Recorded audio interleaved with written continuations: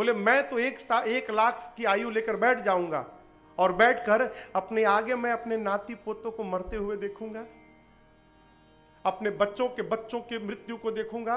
इससे बड़ा दुख जीवन में और क्या होगा, इसलिए मुझे लंबी आयु की कामना कदापि नहीं है। प्रताप भानु क्या कहता है, 100 कल्प तक राजा रहूं। कपटी मुनि ने कहा यदि ब्राह्मण का आशीर्वाद मिल गया तो हो जाओगे, लेकिन याद रहे ब्राह्मण तभी प्रसन्न होंगे जब बढ़िया भोजन कराओगे। अब मैं भोजन बना दूंगा ना तो ब्राह्मणों का आशीर्वाद तो तुरंत मिलेगा तुमको।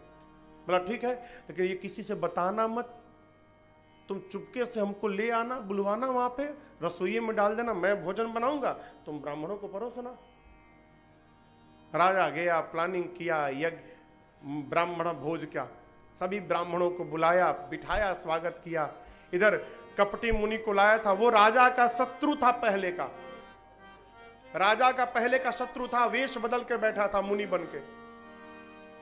कपटी मुनि गया और उसने मांस का भोजन बना दिया।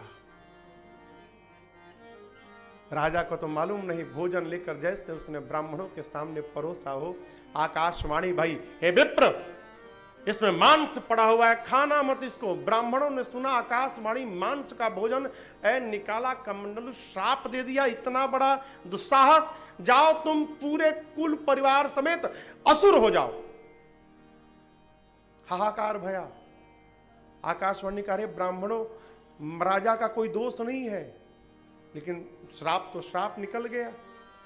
वही प्रताप भानु रावण बना, उसका छोटा भाई अरिमर्दन रावण का छोटा भाई कुंभकर्ण बना, और प्रताप भानु के जो मंत्री थे धर्म रुचि, वो रावण के सौतेले भाई विभीषण बने। रावण दोनों भाइयों को ले जाकर कठोर तप किया, वरदान मांगा, क्या हम मरे नहीं? ब्रह्मा जी कहे कुछ और मांगो। बोला बानर मनुष्य छोड़ के कोई न मारे। बोले तथास्तु। कुंभकर्ण के पास गए, कुंभकर्ण मांगने वाला था 6 महीना जगूं, 1 दिन के लिए सोऊं। ब्रह्मा जी बोले 6 महीना जग गया तो पूरी सृष्टि खा जाएगा। सरस्वती जी को बोलकर उसकी मति पलटवा दी, उल्टा मांग लिया।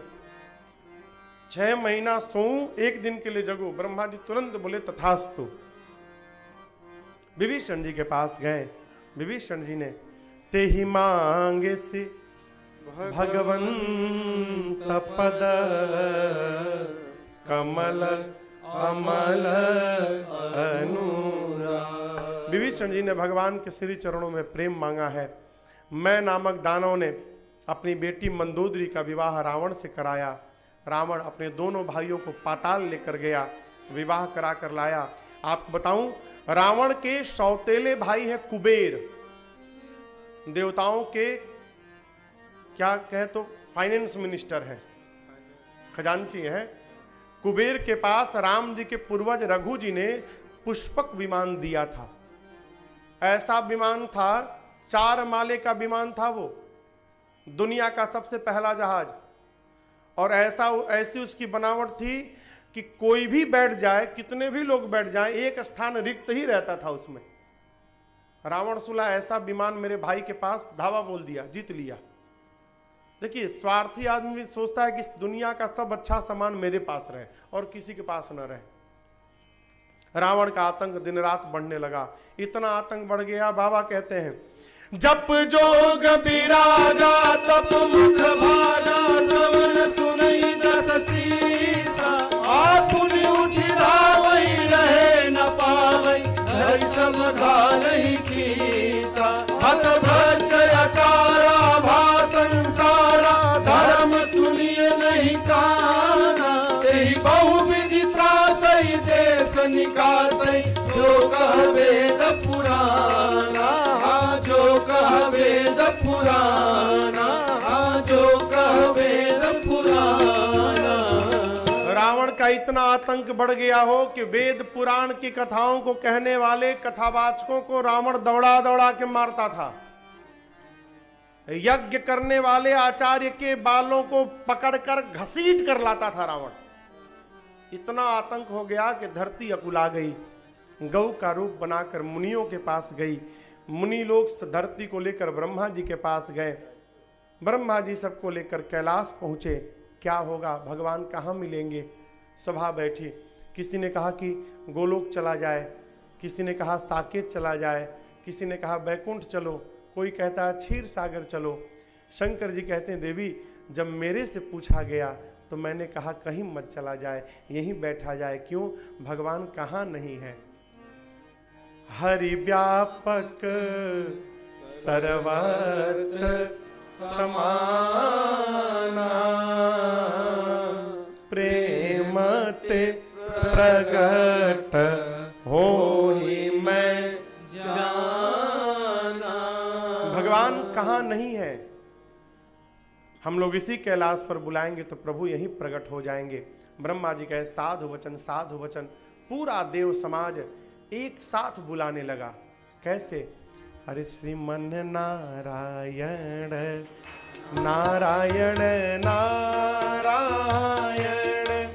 श्रीमन नारायण नारायण नारायण। भगवान की आकाशवाणी सुनकर देवता प्रसन्न होकर जाने लगे।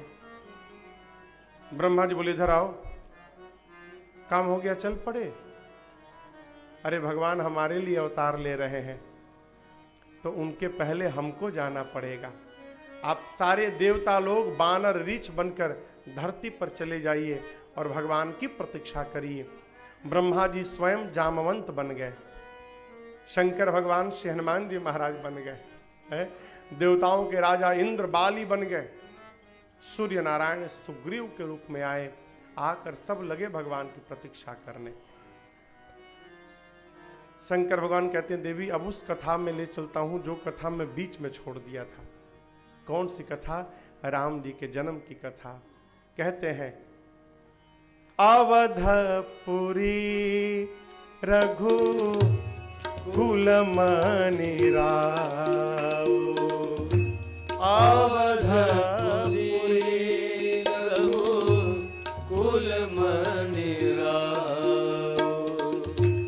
वेद विदित तेहि दशरथ नाम, वेद विदित तेहि दशरथ नाम, धर्म धुरीधर गुण निधि ज्ञानी, धर्म धुरंधर गुण निधि ज्ञानी, हृदय भगति मति सारंग पानी, हृदय भगति मति सारंग पानी, हृदय भगति मति सारंग पानी। अवधपुरी रघुकुल है और रघुकुल के मणि जिनको महाराज दशरथ कहते हैं, वेद उनका नाम दशरथ बताते हैं। दशरथ जी महाराज रघुकुल के मणि हैं। परिचय क्या है?